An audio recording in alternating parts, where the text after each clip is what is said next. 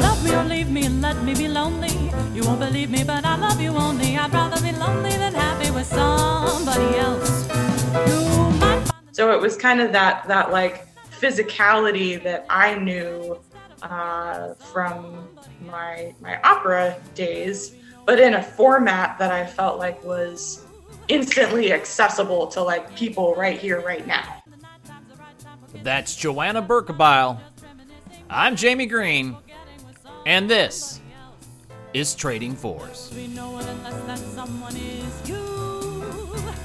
I intend to be independently blue. I want your love, don't want to borrow. Have it today to give back tomorrow. Your love is my love, there's no love for nobody else. Just take it.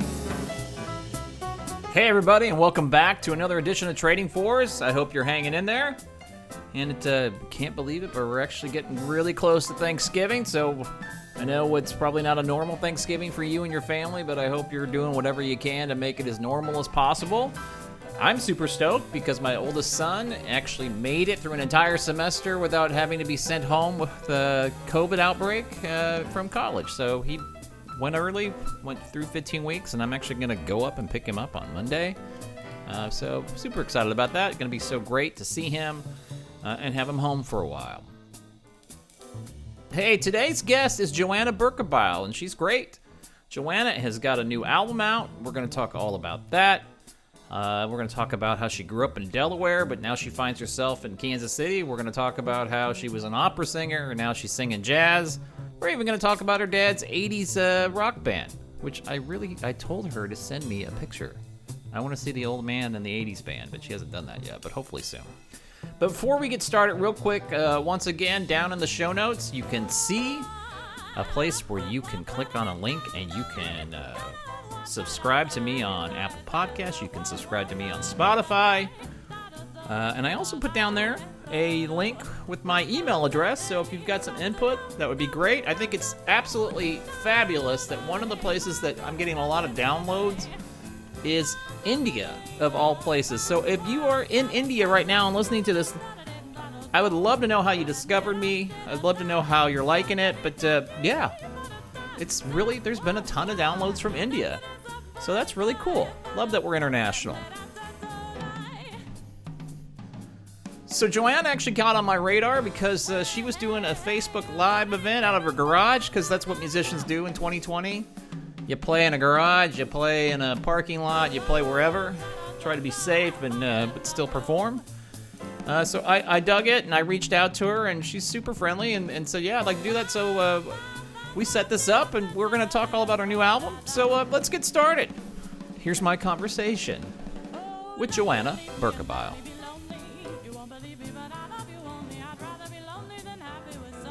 First off, well, Joanna, thanks so much for joining me.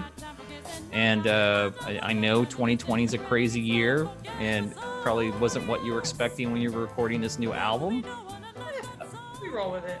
Yeah, well, I think that should be the slogan for the year. So I appreciate it. So first off, tell me a little bit. I know I looked at your bio a little bit, and that you're not actually from Kansas City, that you moved here. So tell me about growing up, where you grew up. Well, I come from the great state, exciting state of Delaware, which many people have driven through on their journeys on 95 on the East Coast. Yeah. And I think Delaware was featured on, what was that, some kind of cartoon. We're like, oh yeah, that was from, anyway, whatever. So I grew up in Delaware, near the University of Delaware. Blue Hens, right? In Newark. So it's like 3 stops on 95. Well, if you get over that way. The president-elect though is from Delaware, so now I know. Well, I grew up with I grew up with Uncle Joe, as my senator. There you go. For many years. So anyway, I don't really have any commentary on that. That has nothing to do with anything we're talking about. Yeah, no, I enjoyed it. I'm just kind of a suburban girl. Delaware is a pretty chill place. Honestly, not too crazy different than the Midwest, other than the infrastructure there is just, the East Coast culture is a little more crowded. It's a little more like hustle bustle. So the Midwest is kind of a nice, like, breath of fresh air for me. But it's, when people ask me where I'm from, I say, it depends on the context, but I usually say I'm from Kansas City, because this is really where I've felt like I've come into my own. I've built my life. I'm also a realtor. So that's my other business that, keeps me excited, jumping out of bed in the morning, creative, and it makes money. Yeah. Well, that's important when you're a musician. Yeah. So I am a part-time professional at this point, with the door very much open to any other possibilities. So why'd you come out here? What made you come to Kansas City? My husband's job. So he's a computer engineer. We lived in Washington, the Washington, D.C. area for 6-7 months, whatever. That whole area for us as a young couple, I mean, I was 21, he was in his mid-20s, and it was just a rat race. I mean, we were both working our butts off and just trying to live and not being able to save any money. It was just rough. And I mean, experiences like, it's Christmas time, yay, and I'm going to the mall to go shopping, and I couldn't get to the mall. Like, there's too many people. I can't even get where I'm going. I'm going to turn around and go back home. Forget it. Yeah, it's interesting. So my wife is an attorney. She doesn't practice anymore. But she went to American University in DC for undergrad. And then this is kind of an aside, but I'll get to the point, I promise. So when I was done with graduate school, I actually had an offer to be a presidential management scholar or presidential management intern or whatever. So it was like pretty cool, like a high esteemed thing. And I was probably going to work in the State Department and all this stuff. And she wanted and we actually went out to DC and looked at it. And to your point, it's such a rat race. It's so expensive. You have to work a bazillion hours. It's super competitive. It's super, if you're going to buy a house, you hope maybe you'll find it the last on the metro stop. You might be able to afford that, but probably not, so we didn't do it. It's the Midwest ultimately we are here because the Midwest is a reasonable place. It is not the most beautiful place in the world, but Kansas City is very reasonable. It's friendly as they go. It's a supportive community. We've made so many wonderful friends here. The music scene was a lovely surprise to me that I discovered pretty quickly, but I really had no idea about the music scene in Kansas City before I moved here. I came searching for it, but even if I hadn't been searching for it, I would have found out about it some way. Yeah. So what year did you move here? 2012. Okay. Yeah, January 2012, I think it was. So is that right? I feel like, we've been here almost a decade. Okay. Yeah. So you were an opera singer. So talk to me about that. So opera kind of found me because when I was a kid, I was homeschooled.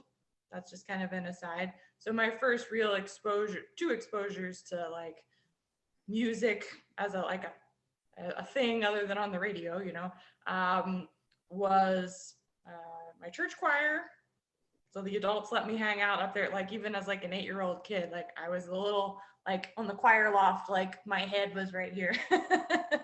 And then the homeschool choir, which was really nice. In the tri-state area, there was kind of a homeschool network that provided extracurriculars and things so that, we weren't too like, ooh, geeky, like we actually got to talk to people and be socialized and do sports and music and these things. So anyway, I did that because it was kind of there and thing to do. And it became pretty evident. Probably I've been singing my entire life. I can't remember like, my first musical note coming out of my mouth. Right. My dad's a musician, so. Oh, is he? What's he play? I have some pretty crazy photos. I didn't bring them today, but of my dad in an 80s rock band. Oh, well, sweet. He's wearing red pleather pants. So now I know why I'm here. My mom just asked me to the band sit. What did he play? And I was creating. So What did he play? He plays a lot of instruments actually, but he played bass in the band. What was the name of the band? I have to ask. What's that? What was the name of his band? I have to ask. I'll remember it in a few minutes. I can't remember. No worries. Hey, hang on a second. I'll show you. Let's see this shoulder. That's a picture of one of my dad's big bands. Oh, sweet. Oh, okay. I can't quite see. Yeah, I'll bring it. I'll show it to you later. But that's funny. So much music I think goes in families, right? It's very, it's interesting. And all my siblings have gotten that gene as well. We all sing, we dance, we tell jokes, we play the guitar. I don't play the guitar, but we all have music in our blood. My brother does musical theater. My other brother is a semi-professional dancer, and my sister can certainly carry a tune, write music, and she plays the guitar. So anyway. You guys are fun at Christmas then. Oh yeah, and I grew up thinking it was normal. Right. Or like if we went on a road trip somewhere that we would sing in four-part harmony. That was just what families did.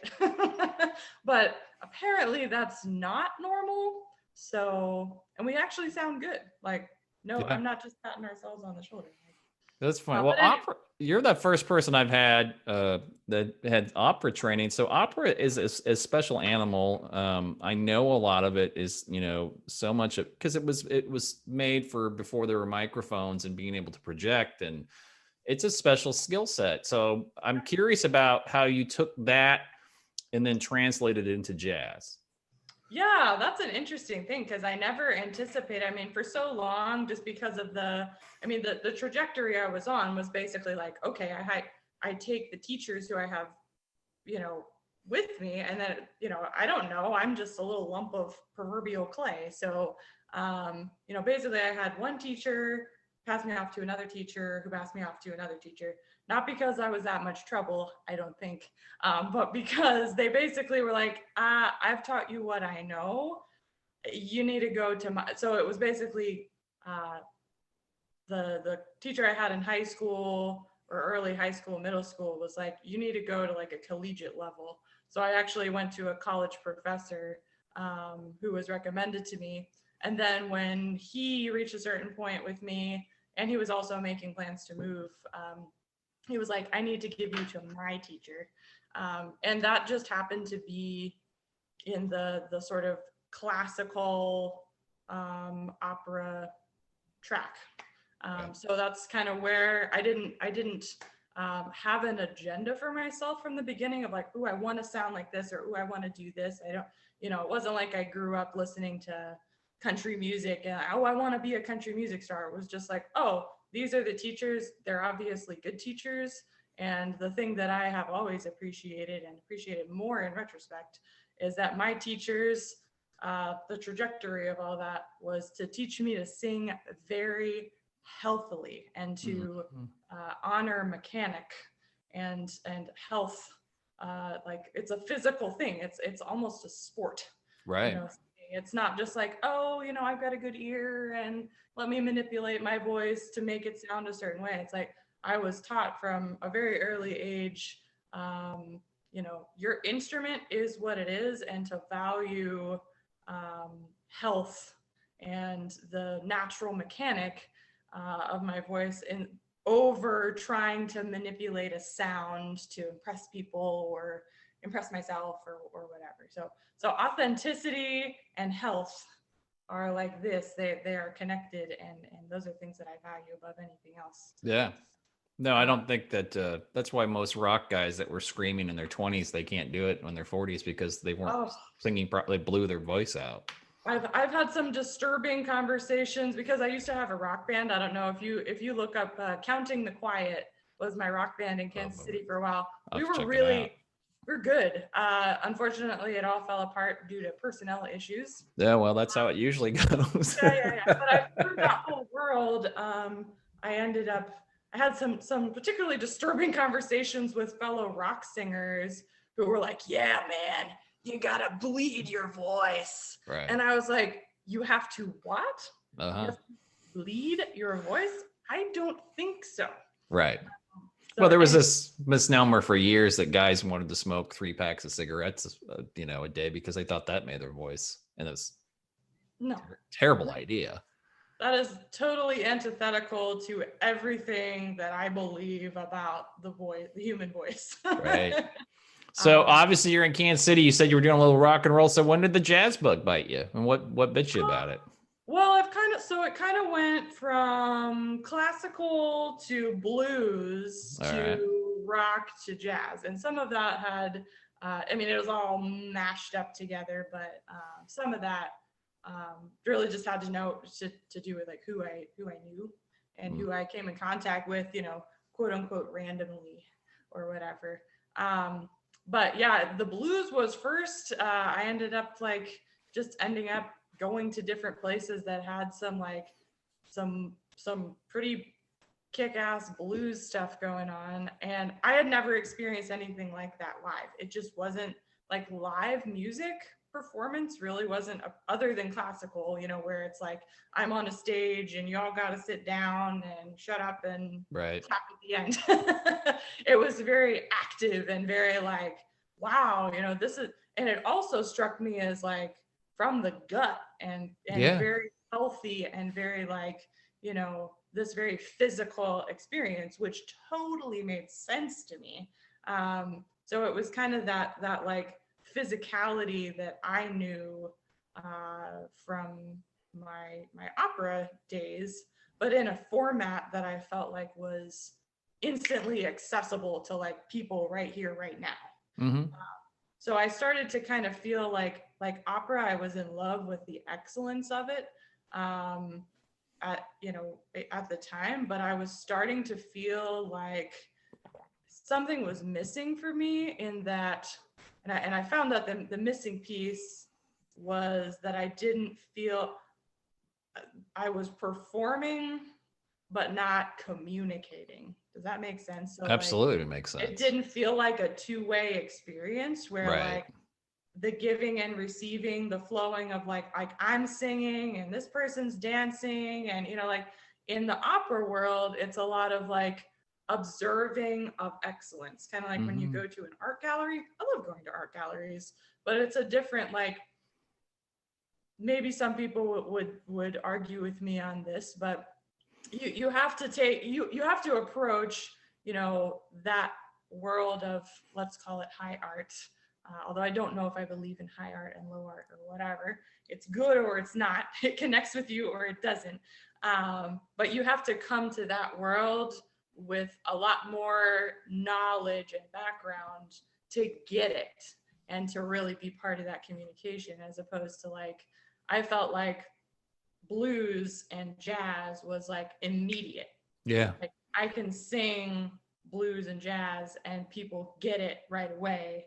And I'm not stuck in this world of like, oh, wow, that was amazing. Clap, clap, clap, clap. Yeah. I got really tired of impressing people. That came out wrong. That sounds cocky, but like it's kind of worthless to me. I don't really care about impressing people. I want to entertain. I want to know. I want to communicate.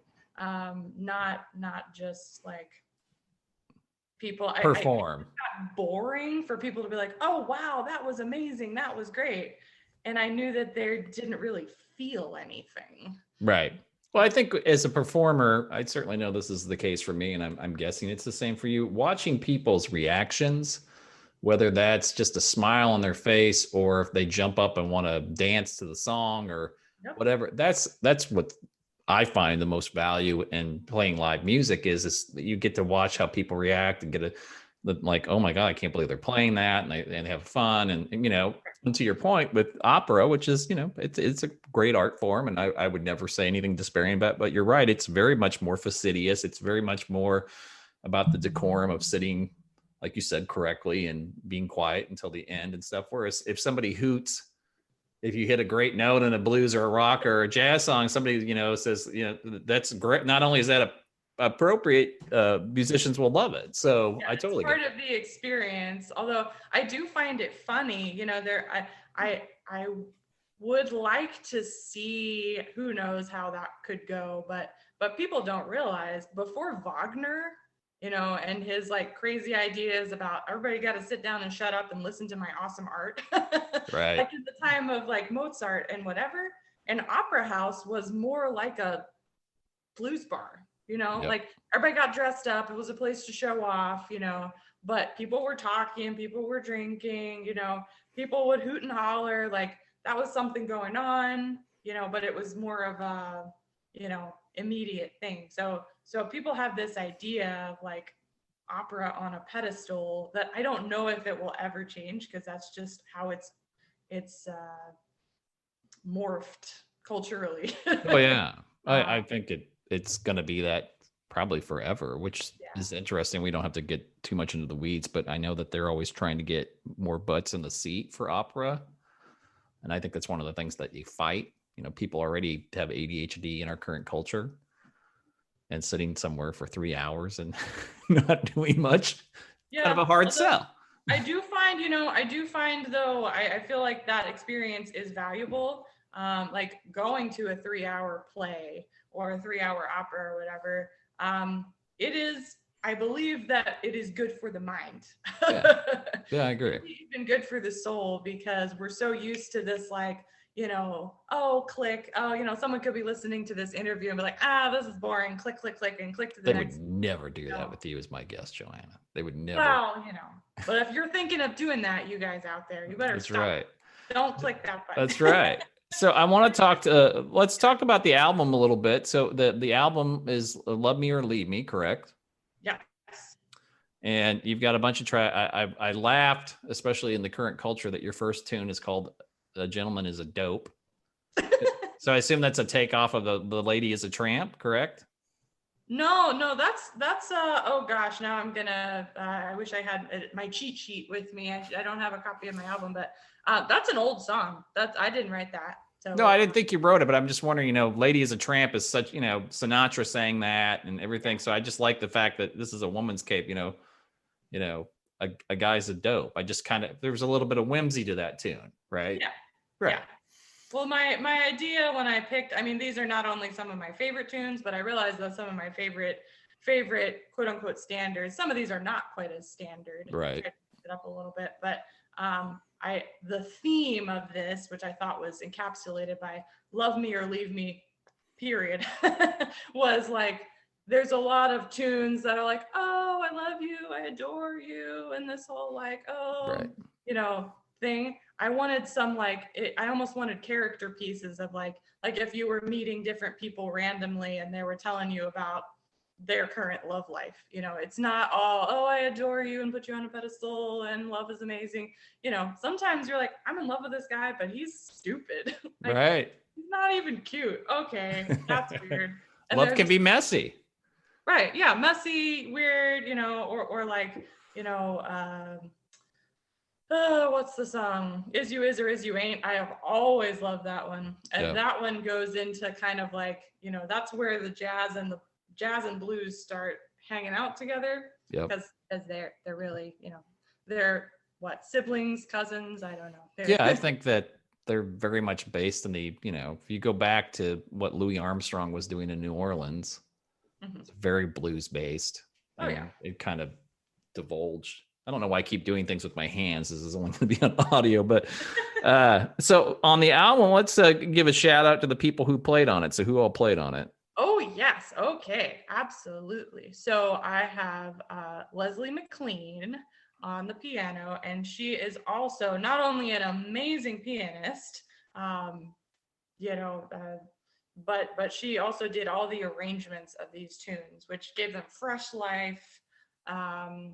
And just and the arrangements were made for us. It wasn't just like, oh, she wrote these years ago. She knew who the ensemble would be, and she created these for us. So like, oh, hats off. Yeah, that's its own art form. Yeah, and that's not something that I excel in. No. My thing that I excel in is I sing, and I sing really well, but I don't play the piano. I do not arrange things. My dad could do arrangements, which kind of makes me jealous now. I used to watch him do it. Yeah. So you got her on the keyboards and arranging. Yes, yeah, and then her husband, actually, Jerry Pollock. So they're a dynamic duo. He plays drums, and he's also my co-producer. So Jerry, not only an excellent drummer, but I must say, like the excellence of this album and like the behind the scenes process of like, because I've never come out with an album before. This is all new to me. I've been recording before, but it's really not been like my 100% my project.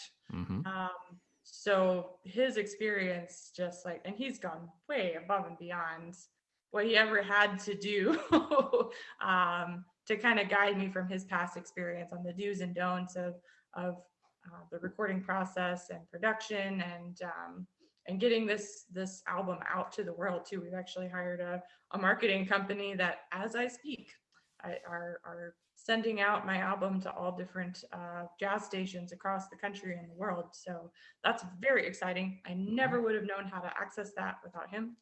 And then Tim Brewer is a more recent acquaintance of mine, but through Jerry and Leslie, they have performed with him many times. And he just knows how to like, you know, he came to the project not late, but kind of like we approached him and said, hey, you want to do this with us?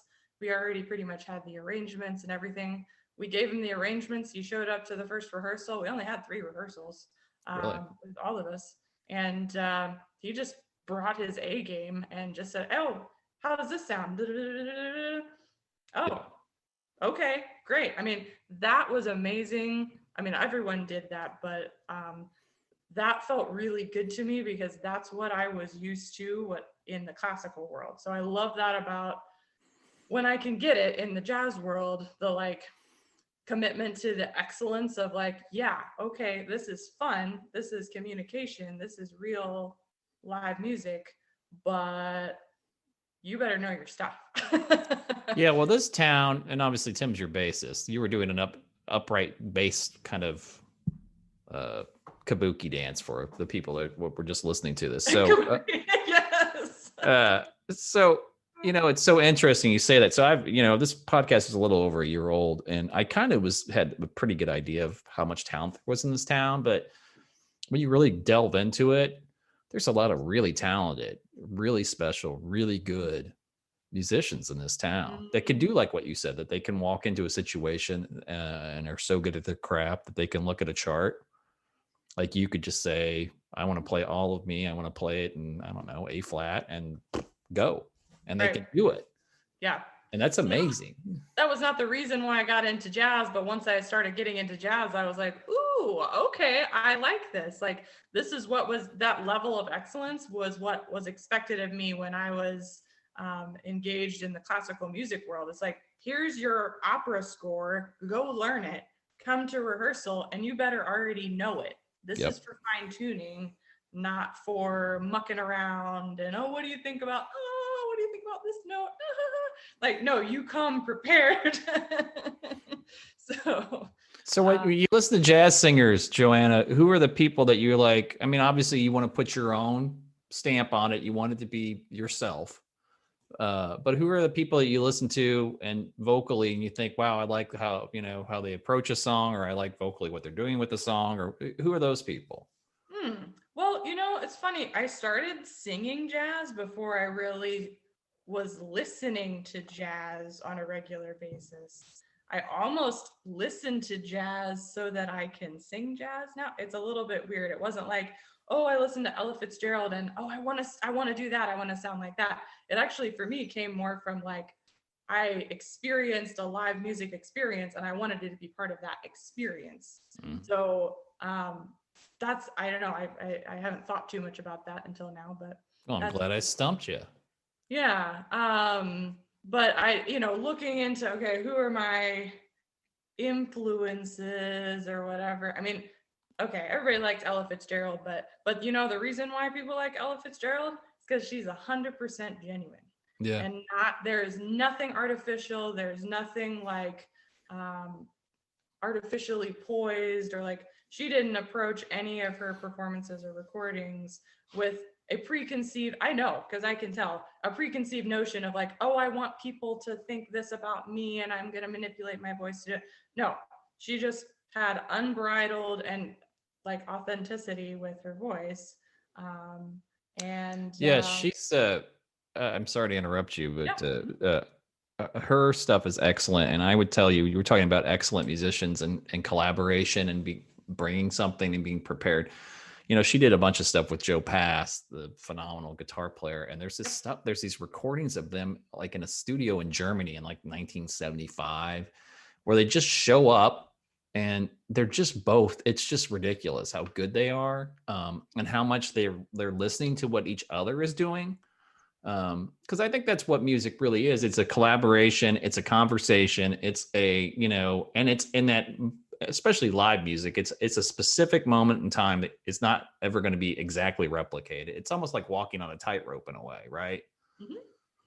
So if Except people are for, listening still, if they haven't turned us off, Joanna, yeah. I'll put in the show notes up on YouTube a link to that, because that's really cool. It's Cool. Yeah, no, that's really great. Yeah, I love to see those like intimate moments of musical communication, but I also just love the laughter in her voice. You know, you can tell.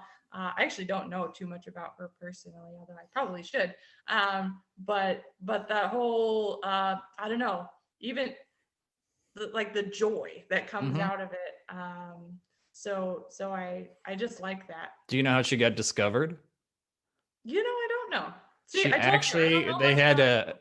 an open mic night kind of thing at the Apollo in Mm-hmm, Harlem, and mm-hmm. apparently the crowd at the Apollo was very, I don't want to say critical, probably critical, discerning. So it took like a lot of guts just to go walk in front of, you know, the Apollo crowd. Apparently they'd boo you off the stage if you weren't bringing it. Oh, sure. And That's she, hard. I think she was like 17 or some ungodly young age, 18, 17. And she went up to the audition. She went and did it. And she, of course, is Ella Fitzgerald. And even at that young age, she stuff. And so she won the contest. And there was somebody in the audience that heard her, and that's how she got signed. So there you Yep. go. Yeah, I totally identify with that, although I did not know that story. Yeah, I've always thought like, heck, why not? You know, and that comes from a natural, I mean, I would assume she was like, hey, this is the scene. This is what's up. This is like, and I know how to sing. It would be stupid for me not to. Right. So I've always approached music that way. Although honestly, I used to be very shy. I am not shy anymore. But I would say I definitely give credit to my voice to really shake me out of that as a teenager, where like I realized this is ridiculous. Like my life is going to be very boring if I don't get off my butt, forget about what other people are thinking of me, and go with what I know I'm good at. Now, if I'm not so good at it, okay, well, whatever, not a big deal. But this is my thing. It's my forte. So Yeah. No, I totally get that. yeah. So I first became aware of you because you were on Facebook doing these concerts out of your garage, I think. Where were you? You were in a driveway. You were somewhere. What were Oh, you? it was my garage. Yeah, I guess it was. Yeah, that's funny. Well, it's 2020, right? So you gotta adapt. You gotta figure out how to perform and do it safely and still have fun. So Yeah. Yeah, we did a few of those. I that totally different ensemble that I recorded with. I mean, that's kind of the beauty of the Kansas City scene, is like I know a lot of people. So if we want to, if I get an idea for a gig like that, or actually that was really my friend Joe. He plays bass. He started doing it, and then I joined in with him, and then I was like, hey, let's do one up north at my house, and it was just something to kind of keep us absolutely. going. But I enjoy, actually, the whole thing about me having my own band. I actually was just kind of going to jams and dropping in on other people's projects and kind of developing relationships like that. And then how my band got started was I went to this place called Repeal 18th in Oh yeah. Kansas City. It was new. I don't really know what's the scoop going on there now with anything, but anyway, at the time it was new, and I was like, huh, this place feels like it should have some jazz, and I wonder what their plans were. So I talked to the bartender. I was like, hey, what's the scoop? Are there going to be live bands here? And he said, yes, and I'm actually booking them. Do you know any jazz bands? And I said, well, yes, I have a jazz band. So if you're listening out there, Mr. Bartender, sorry about that, but not so sorry. Right. So he was like, "Oh yeah, really? Oh, cool. What's it called?" And I was like, the Joanna Berkebile Jazz Quartet." So then I had to make up a band from there, but I knew that I knew enough people that I could book a gig and then create a band for the gig. Right. So that's just what I've continued doing. Although I have kind of like my sphere of people that I'm like, okay, if this bassist can't do it, then I'll call this bassist. Yeah, which you can do that's, here. That's lovely. The sort Absolutely. of plug and play element of that is fun.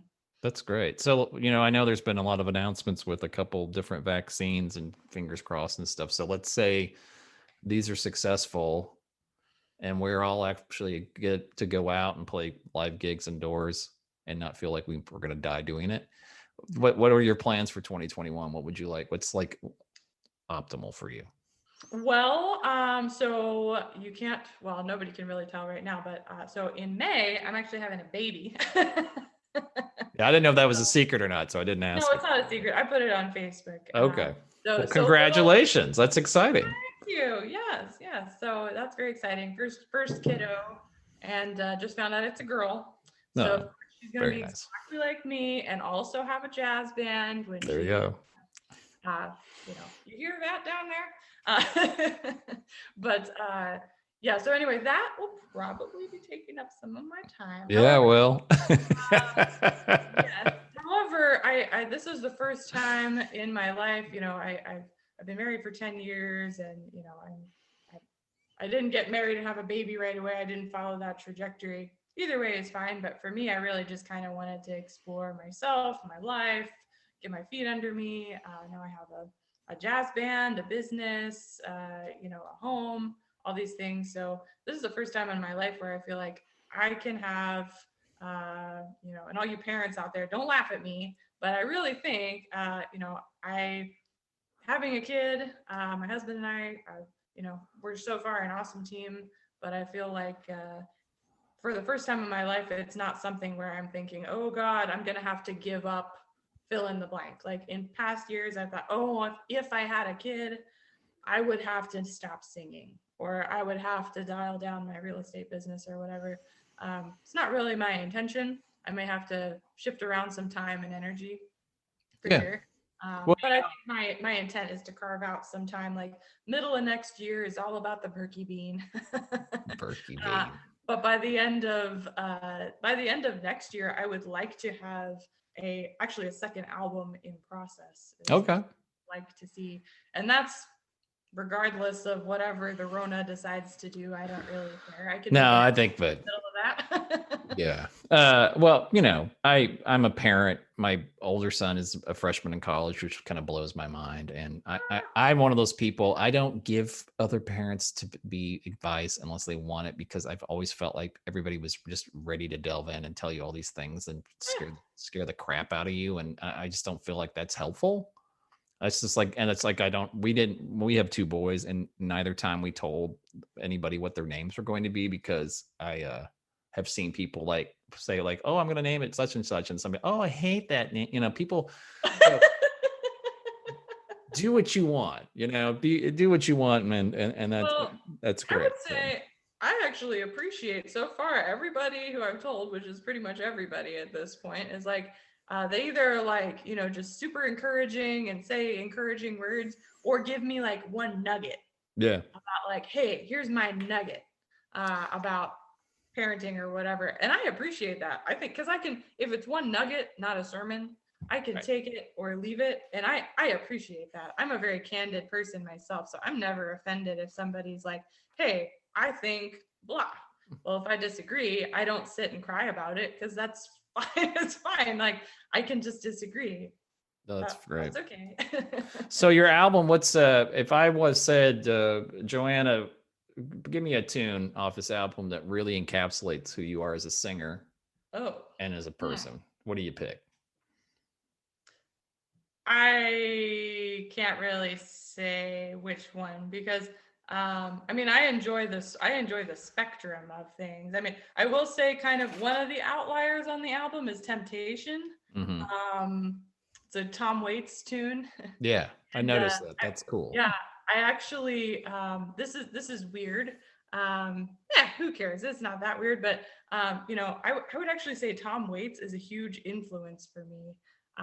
Because again, it's that like, okay, he's not at all like Ella Fitzgerald, but there's this unabashed weirdness that also has an underlying current of like, actually, you know what? You do know what you're doing.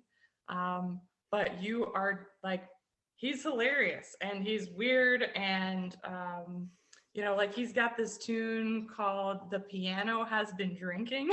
Yeah. And it's just this repetitive thing. It's almost like a comedy monologue where he's playing the piano and getting more and more drunk, and he's talking about, he's just hallucinating all these weird things.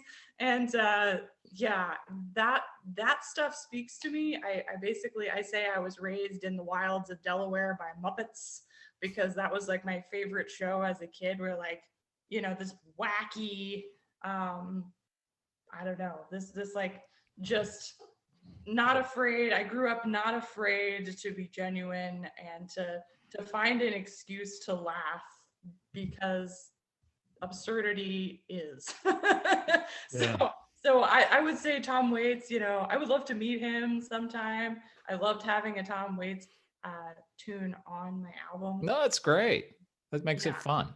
You got to have fun with it. You know, Yeah. you could do the same song that everybody has done, but if you do some different songs. So I'll have to later. So my wife's cousin, who's a jazz singer who's out in Los Angeles, she did an album, and so she took like, she did Fire and Ice, the Pat Benatar song, but she did it as a jazz song. She did Bathwater, the No Doubt tune. It's like a retro, you know. She did a Sade tune. She did a bunch of stuff. So that's cool that you do that. That's much more fun than playing, you know, recording the 9,000 version of actually be 900,000 version of Autumn Leaves, right? Yeah. I don't think I'll have Autumn Leaves on any of my albums, but which is a great tune, but it's been done so much. Oh yeah. I mean, I love, it's good. But anyways, that one also just like Love Me or Leave Me was a heck a lot of fun to record. It's fast.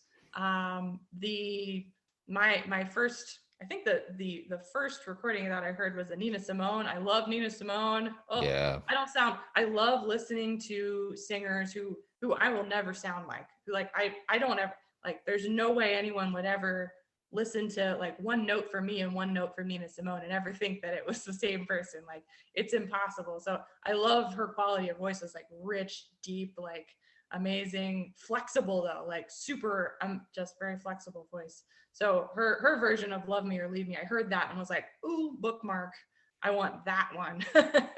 And it's just fun. It goes off at this pace, and yeah, it's the only album, it's the only tune on the album where I scat. And I've always been a little hesitant around scatting, because I don't want to, I've heard some bad scatting that's like, oh, maybe you should have just sung some words there. But it came off really good, and that was done in one take. So really? I did one take scatting, and we just kept it. Because I shook it out and was like, oh, okay, I'm not going to think too much about this. And we just did it. And there's a cool little bit there where we decided to do trading fours with drums. What a great idea. Right. Look at like that. Somebody should name a podcast Trading Fours. Oh, yeah. So no. that was fun. And then Is You Is or Is You Ain't. I've been doing that song since back in like when I was with a blues band quite a few years ago. So that one's like, I've done that song many different ways. And Leslie's arrangement of that one is just killer, where it starts out with this sing-songy high, like, oh, I'm thinking about this man, and then we cut to this bop bop a top bop a top a bop, and it kind of takes off. So I like the textures in that one. That's great. Well, I really enjoyed it. I tell everybody, I actually, whenever I have somebody on, I listen to it while I jog. It's always just kind of, well, because then I won't get interrupted. You know, the phone always rings or a kid comes in and bugs me. But if I'm on my jog, like I've got 30 minutes uninterrupted, where I'm going to be able to stuff. So I liked it a lot. It was a lot of fun. If people want to listen to it, Joanna, what's the best way? I know I found it on Apple, but what's the best way people can find it? Let's sell some albums for you. Go to jazzjb.com. That is my website. I built it myself. Thank you very much. So enjoy. It's simple, but you can buy the album there. If somebody wants to buy the actual physical CD, I got a ton of them. That's also part of the experience. Sometimes people miss out on, you can download it and that's beautiful. But if you want a signed CD, anyone who's ordering from my website, I will sign it and even write a little message. Yeah. And mail it to you personally. So that's my little touch there. But you can also download it there, just to download if that suits you better. And then also Apple, Spotify, what else is there? iTunes. So if you have a favorite music provider, it should be there. If it's not, let me know. No, that's great. Well, like I said, COVID's a double-edged sword. I do think it's nice that I don't know if I would have found you. I don't usually hang out on Facebook much just because I kind of hate Facebook in a way, because people are mean and that. But you must have shared it on the jazz page or something. And I saw it and I was like, well, let's check this out. And you guys were great and I enjoyed it. And so, in that case, it worked out well. And I tell everybody this, and I mean it with all sincerity. When we get the all clear, and I know we may have to wait for what'd you call it, baby bean Berkebile? What'd you call your kid? The Berkey bean. The Berkey bean. Thank you. Her name's Andromeda, but I still call her Berkey bean. That's great. But once you're done, and you recovered, and we've recovered, and you're out playing, I would love to come out and see you and meet your band and say hello. Well, we are hoping to do an album release party. I'm anticipating, the holidays are upon us. Right. So early 2021, we're just trying to figure out how to do that in a safe way that what will actually be fun. I really didn't want to do just an online thing because I don't know, it just wasn't the experience that I wanted. I want to actually do the live thing, but I will let you know. Yes, and please do. Please, go on Facebook, facebook.com/JB Jazz Quartet. And then if you like the page, then I post any updates on there too. That's just an easy way to stay updated with anything that's happening. Absolutely. And I'll put all those links in the show notes. So people listening to this on their podcast, you can scroll down. You can click on that link and you're good to go. So I appreciate the time. You too. All right. Bye-bye. Oh, yes, I love him. I'm gonna walk right up to his gate. Joanna Berkebile, everybody. And the Berkebean. I always love first-time parents. It's so exciting. It's just, until you have a kid, you just don't, it changes everything. So that's great. Congratulations to her and to her husband. And someday, hopefully, I get to meet the Berkebean. But I won't let my wife get too close because she'll get ideas about other kids. So we're way too old for that. Anyways, seriously, thanks, Joanna. That was great. I really enjoyed it. And be sure, she's got this new album out, Love Me or Leave Me, like she said. And this is one of the tracks on it. The opening track was on it as well. Great band. So much fun. So it's her quartet with Jerry Pollack on drums, Leslie McLean on piano, and Tim Brewer on bass. And this is a fun album. On the show notes, you can see how you can order it, and Joanna will sign it and send it to you. Give you something to listen to over the holidays. So that's going to do it for today's Trading Fours. And I got a bunch of people on deck for next month into the holidays, but I don't know which order I'm going to do them, so mum's the word for now, but you're going to like it. We're going to go everywhere from jazz pianist to a rock and roll bassist to a country guitarist and a end of year show. That's a lot. I'm busy. So check all that out. We'll put that in the show notes. And also, I will let you know that I'm actually working on some fun, non-traditional Christmas tunes that I'm going to put up on SoundCloud, too. So I'll send a link to that next time, too. So thanks again to Joanna. That's going to do it for this episode of Trading Fours. Remember, if you're in India, shoot me an email. I want to hear how somebody halfway around the world is interested in what's going on with the Kansas City music scene. But until next time, go out and support live music, either in person or virtually. And we'll talk real soon. Bye-bye. Baby, baby.